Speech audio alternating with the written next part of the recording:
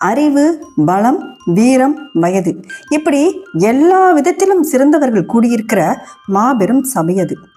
அப்பேற்பட்ட சபையில் தீயவர்கள் அனைவரும் ஒன்று கூடி ஒரு பெண்ணை இழிவுபடுத்தும் போது அது அதன் முன்னும் தெரிஞ்சிருந்தும் அறிவிலும் ஞானத்திலும் வயதிலும் மூத்தவர்கள் ஒவ்வொரு காரணத்திற்காக அந்த சபையில் வாய்மூடி மௌனமாக இருந்தபோது அவர்கள் அனைவரை விடவும் அறிவு, ஞானம், வயதுன்னு எல்லாத்துலேயும் சிறியவராக இருந்த ஒரு இளைஞன் அந்த சபையில் ஒரு பெண்ணிற்கு எதிராக நடக்கிற தீயவர்களின் ஆபாச செயலை ஆவேசமாக தடுக்க நினைக்கிறார் என்றால் அவருக்கு எவ்வளவு தர்ம சிந்தனையும் பெண்ணிடத்தில் மரியாதையும் துணிவும் இருந்திருக்கணும். தவறு செய்தவர்கள் யாராக இருந்தாலும் சரி, அவர்களது தவறை சுட்டி காட்ட தயங்க மாட்டேன். அதனால் எனக்கு எந்தவித பாதகமும் ஏற்பட்டாலும் அது பெரிதல்ல அப்படிங்கிற மனநிலையை கொண்டவன் தான் அந்த இளைஞர்.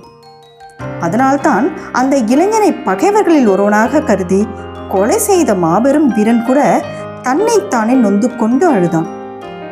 சரி, அவ்வளவு தைரியம், நேர்மை, உயர்ந்த மனப்பான்மை கொண்ட அந்த இளைஞன் யார்? அவரது பெயர் என்ன? மகாபாரதத்தில் மிக மிக நல்லவன் என அந்த இளைஞனை போற்ற காரணம் என்ன? இந்த கேள்விக்கான விடையை தெரிஞ்சுக்கணும்னா வீடியோவை முழுவதும் பாருங்க. கூடவே இது போன்ற ஆன்மீக தகவலுக்கு சப்ஸ்கிரைப் செய்து தொடர்ந்து இணைந்திருங்கள் நமது யூடியூப் சேனலில். இப்போ வீடியோக்குள்ள போகலாம் வாங்க. மனதிற்கு நிம்மதியும் ஆன்மாவிற்கு அர்த்தமுமாய் இங்கே தொடங்குகிறது உங்கள் ஆன்மீக பயணம். இது ஸ்ரீஸ் ஹாப்பி ஜோன், அமைதி பேசும் இடம். பாண்டவர்களும் கௌரவர்களும் சூதாட்டம் ஆடிக்கொண்டிருந்த நேரம் அது. தர்மர் செல்வங்களையெல்லாம் தோற்று பின் பாண்டவர்கள் அனைவரையும் பணயம் வைத்து தோற்று அதன் பின் திரௌபதியையும் ஆட்டத்தில் இழந்தார். இதன் விளைவால் ஒற்றை ஆடையுடன் வீட்டுக்கு விலக்காக இருந்த திரௌபதியை துரியோதனன் கட்டளைப்படி துச்சாதனன் பலாத்காரமாக இழுத்து வந்து சபையில் நிறுத்தினான். துயரத்தில் எல்லை காணாத திரௌபதி சபையில் இருந்த அனைவரையும் பார்த்து பலவிதமான தர்மங்களை சொல்லி நீதி கேட்க யாருமே வாய் திறக்கவில்லை. பதில் சொல்ல முடியாததற்கான காரணத்தையே பதிலாக சொன்னார் பீஷ்மர். அந்த நேரத்தில் ஒரே ஒரு இளைஞனின் குரல் மட்டும் ஆவேசமாக அதர்மத்திற்கு எதிராக ஒலித்தது. அந்த பயமறியா குரலுக்கான வீரனின் பெயர் விகர்ணன். யார் அந்த விகர்ணன்? இந்திய நாட்டின் புகழ்பெற்ற இதிகாசங்களில் ஒன்றான மகாபாரதத்தின் கதைமாந்தர் கௌரவர்களில் மூன்றாவது மூத்த சகோதரர் தான் விகர்ணன். அதாவது பார்வை இழந்த ராஜா திருதராஷ்டிரனுக்கும் கண்கள் கட்டியபடியே சத்திய வாழ்வை ஏற்ற காந்தாரிக்கும் பிறந்த 100 பிள்ளைகளில் ஒருவர் தான் இந்த விகர்ணன். துரியோதனன் மற்றும் துச்சாதனின் சகோதரராக இருந்தாலும் அவரது பாதை தனித்துவமானது. கெட்ட எண்ணங்களில் மூழ்கிய கௌரவர்களின் பக்கம் இருந்தாலும் அவர்கள் செய்த தவறை தெளிவாக சுட்டிக்காட்டி நல்லவன் என்பதை உணர்த்தினார் விகர்ணன். இவர் குரு துரோணாச்சாரியரிடமிருந்து கல்வி பயின்றார். அர்ஜுனனைப் போலவே வில்வத்தையிலும் திறமையானவராகவே இருந்தார். கூடவே நம்பிக்கை தவறாத சகோதரராகவும் இருந்தார். இப்படி விகர்ணனின் சிறப்புகளை சொல்லிக்கிட்டே போகலாம். இத்தனை சிறப்புகளை கொண்ட விகர்ணன் திரௌபதிக்கு ஆதரவாக அந்த சபையில குரல் கொடுத்ததோடு இல்லாம கோபமா எழுந்து, அரசர்களே, சபையில் இவ்வளவு பேர் இருக்கிறீர்கள், திரௌபதியின் கேள்விக்கு யாராவது பதில் சொல்லுங்கள். பதில் சொல்லாவிட்டால் நம் அனைவருக்கும் உடனே நரகம்தான் கிடைக்கும். பீஷ்மர், திருதராஷ்டிரர், அறிவாளியான விதுரர் கூட ஒன்றும் சொல்லவில்லையே, ஏன்?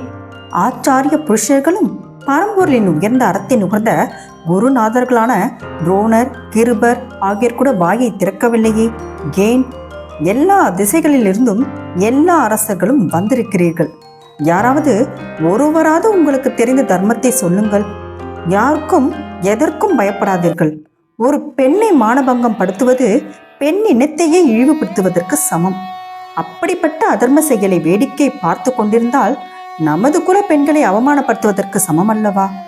இதனால் நம் குலமே அழிந்து போகும் அல்லவா என்று கேட்க அதர்மம் நிறைந்த அந்த சபையில விகர்ணனின் வாக்கு கொஞ்சம் கூட எடுபடல. அதற்காக விகர்ணன் மனம் தளர்ந்து போகல. மறுபடியும் இங்கு நடக்கும் அக்கிரமத்தை தட்டி கேளுங்கள், அநியாயத்திற்கு மௌனம் வேண்டாம், குரல் கொடுங்கள்னு சொல்லியும் அவரோட வார்த்தை மட்டும் அந்த சபையில வெளிப்பட்டு எதிரொலிச்சுக்கிட்டே இருந்ததே தவிர அங்கிருந்த யாரும் வாயையே திறக்கல. விகர்ணன் சொன்னதை ஏற்றுக்கொள்ளவும் இல்லை, மறுத்து பேசவும் இல்லை. சபையில இருந்தவர்கள் துரியோதனனுக்கு பயந்து கொண்டிருந்தார்கள். இதை பார்த்து விகர்ணன், அரசர்களே, இவ்வளவு பேரும் பயந்து விட்டீர்களே, நீங்கள் இப்படி இருந்தால் நீங்களும் உங்களை நம்பியிருக்கும் நாடும் மக்களும் என்ன ஆவார்கள்? வலிமை உள்ளவன் வைத்தது எல்லாம் சட்டம் என்று வாய்மூடி இருப்பதா தர்மம்? துரியோதனின் சபையில் பயந்து வாய்மூடி இருந்தவர்களை விகர்ணன் வார்த்தைகளால் தாக்கிவிட்டு தன் உள்ளத்தில் இருந்ததை தெளிவாக வெளிப்படுத்தினார். அரசர்களே, நீங்கள் எல்லோரும் என் கேள்விக்கு பதில் சொன்னாலும் சரி, பதில் சொல்லாவிட்டாலும் சரி, நான் கவலைப்பட போவதில்லை. கௌரவர்களே, எனக்கு எது சரியென்று தோன்றுகிறதோ அதை சொல்லத்தான் போகிறேன். வேட்டை, மது, சூதாட்டம், சிற்றின்பத்தில் மிகுந்த பற்று, இந்த நான்கும் அரசர்களுக்கு மிகவும் துன்பத்தை விளைவிக்கும். இவற்றின் மேல் ஆசை கொண்ட மனிதன் தர்மத்தை விட்டு விலகிவிடுவான். அது இங்கும் அப்படியே நடக்கிறது. சூதாட்டத்தில் அகப்பட்டு கொண்டு அதில் பற்று வைத்த தர்மர் திரௌபதியை பந்தயமாக வைத்திருக்கிறார். அதை இங்கிருப்போர் அனைவரும் ஆமோதிக்கிறீர்கள். அதுவே தவறு. அதற்கும் மேலாக திரௌபதி என்ன தர்மருக்கு மட்டுமா சொந்தம்? குற்றமற்றவளும் யாகத்தீயில் இருந்து தோன்றியவளுமான திரௌபதி பாண்டவர் ஐவருக்கும் அல்லவா சொந்தம்.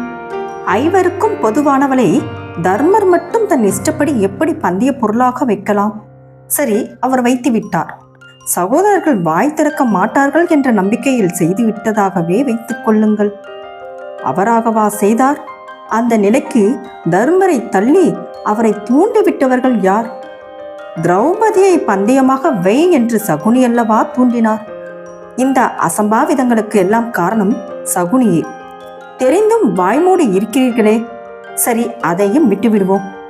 தர்மத்தில் சூதாட்டத்தில் தன்னை தோற்று அதன் பிறகே திரௌபதியை வைத்து தோற்றிருக்கிறார்.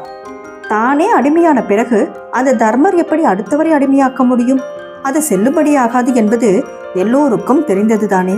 ஆகையால் இங்கு திரௌபதி அடிமை இல்லை. சூதாட்டத்தில் அவளை வைத்து தர்மர் தோற்றது செல்லுபடியாகாது. திரௌபதியை யாரும் அடிமையாக நினைத்து உரிமை கொண்டாட முடியாது. இதுவே என் கருத்து. இதைத்தான் திரௌபதியும் கேட்கிறாள். பதில் சொல்ல வேண்டியது இந்த சபையின் பொறுப்பு என்று கர்ஜித்து முடிச்சாரு விகர்ணன். அத்தி பூத்தார் போல எப்போதாவது நல்ல செயலுக்கு ஆதரவு கிடைக்கும் இல்லையா? அதுபோல தர்ம ஆவேசத்துடன் விகரன் பேசி முடிச்சதும் சபையில ஒரு மாபெரும் மாறுதல் ஏற்பட்டுச்சு. விகரனை புகழ்வதும் சகுனியை திட்டதுமா ஒரு மாபெரும் கூச்சல் உண்டாச்சு.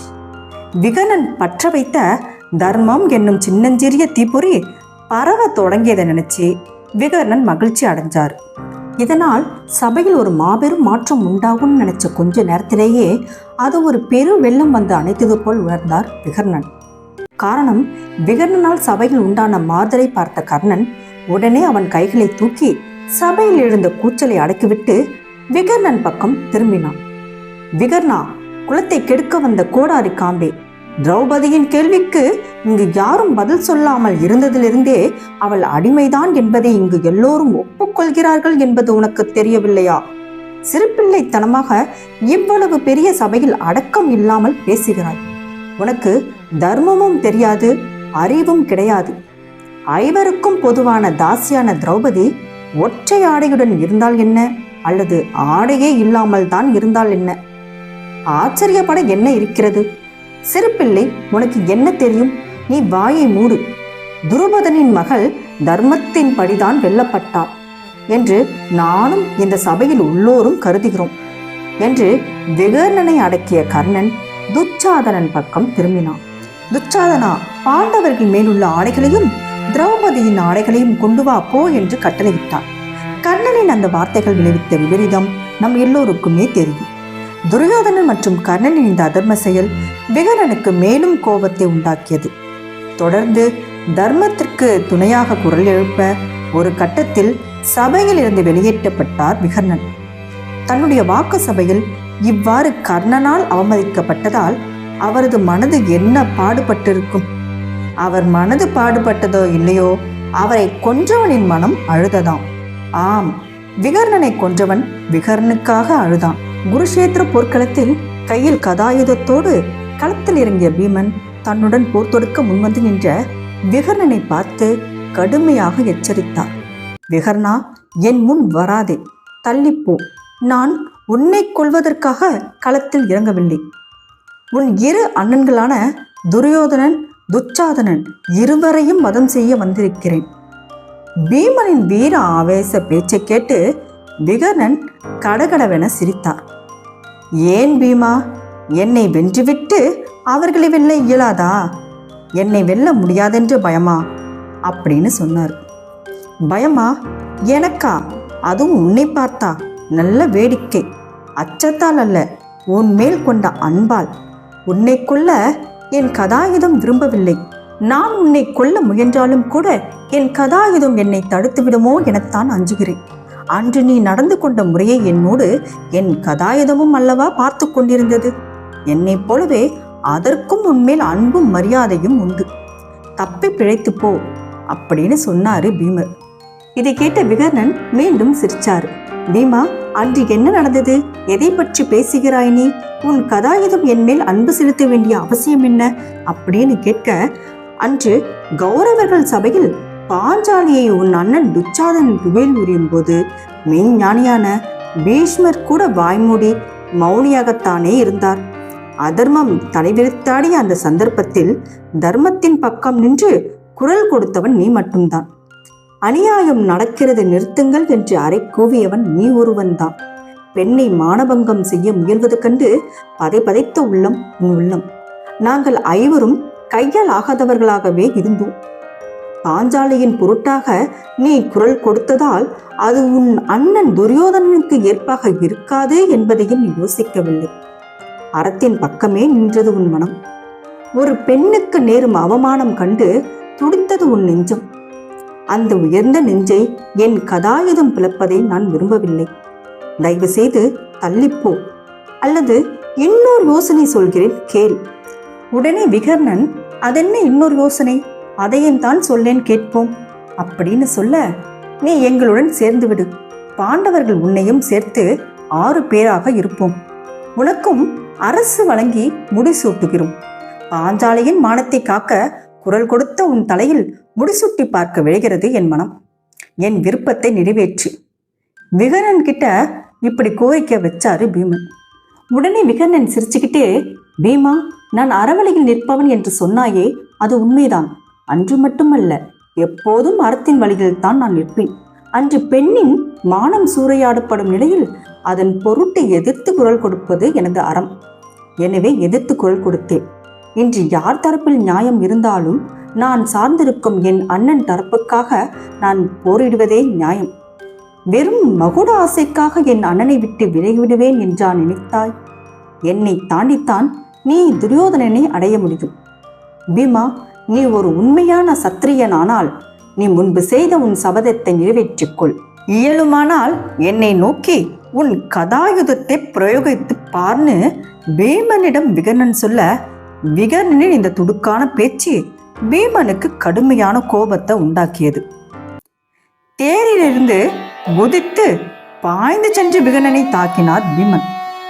உக்கிரமான போர் நீண்ட நேரம் நடந்தது. ஒரு மாபெரும் வீரனுடன் போர் புரிகிறோம் என்பதை பீமனின் மனம் உணர்ந்தது. அது மட்டுமல்ல, அறத்தின் வழியே வாழ்பவர்களை வெல்வது சுலபமல்ல என்பதையும் அவன் மனம் புரிந்து கொண்டது. மனமே இல்லாமல் தன் கதாயுதத்தால் ஓங்கி விகர்ணனை அடித்தான் பீமன். தர்மத்தின் வழியிலேயே நின்ற அவர் முகத்தில் புன்முறுவல் படர்வதையும் சிரித்து கொண்டே அவர் மரணத்தை வரவேற்பதையும் பார்த்து வியந்தது பீமனின் மனம். விகர்ணனின் உயிர் உடலை விட்டு பிரிந்த தருணம் பீமன் உள்ளம் இனம் புரியாத சோகத்தில் ஆழ்ந்தது. காரணம், முன்பு ஒருமுறை வீரமும் தீவிரமும் கொண்ட பீமன் கௌரவ குலத்தினர் அனைவரையும் கொல்வதாக சபதம் செய்திருந்தார். அந்த சபதத்தை நிறைவேற்றவே பீமன் விகர்ணனை கொன்றார். சபதத்தின் காரணமாகவே பீமன் விகர்ணனை கொன்றாலும் பீமனின் மனம் இதை ஏற்க மறுத்தது. தம்பி விகர்ணா, எங்கள் நன்மையில் அதிக பற்று கொண்டவன் நீ, தர்மத்திலும் அதிக பற்று கொண்டவனும் நீ. அப்படிப்பட்ட உன்னை கொன்று தரையில் தள்ளும்படியாகிவிட்டதே, ச்சே, சத்திரிய தர்மம் எத்தனை கொடியது என்று தன்னைத்தானே பீமன் நொந்து கொண்டான். ஆஞ்சநேயரை நேருக்கு நேராக தரிசித்து அவர் அருளை முழுமையாக பெற்ற மாபெரும் வீரனான பீமனையே அழவைத்த ஒரு கதாபாத்திரம்தான் விகர்ணன்.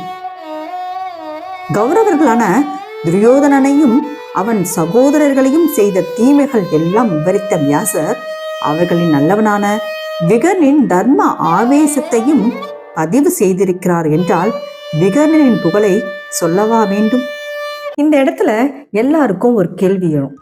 தர்மத்தை அறிஞ்சிருந்தும் விகர்ணன் ஏன் கௌரவர்களுக்காக போரிட்டான்? ஏனெனில் குரு சபையில் திரௌபதியை அவமதிப்பதை எதிர்ப்பது அவரது தர்மம் என்றால், குருஷேத்திர போரில் தனது சகோதரன் துரியோதனனுக்காக பாண்டவர்களுக்கு எதிராக போரிடுவதும் அவரது தர்மமாகவே இருந்தது.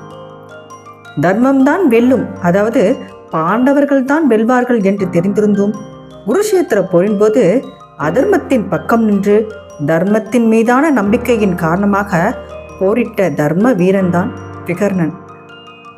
நல்லவர்களோடு இருக்கக்கூடிய நல்லவனை விட கெட்டவர்களுடன் இருக்கக்கூடிய நல்லவன் தான் மிகவும் மேலானவன் என பகவான் ஸ்ரீகிருஷ்ணர் கூட விகர்ணனை பாராட்டுகிறார். தான் நல்லவன், தான் செய்வதன் அர்த்தம் இதுதான் என நல்லவன் என காட்டிக்கொள்ள பல நாடகங்களை நடத்தி வெளியில் மதிக்கப்படுகின்ற நல்லவர்களை விட எந்த ஒரு விளம்பரமும் இல்லாமல் தன் மனதுக்கு எது சரி எது தர்மம் என்று படுகிறதோ அதை தான் செய்வதோடு தன் குடும்பத்தினர் நண்பர்கள் செய்ய விரும்புபவராக, தீமைகளை கண்டித்து நல்வழி காட்டுபவராக இருக்கிறாரோ அவரே எல்லா இடத்திலும் நல்லவர்.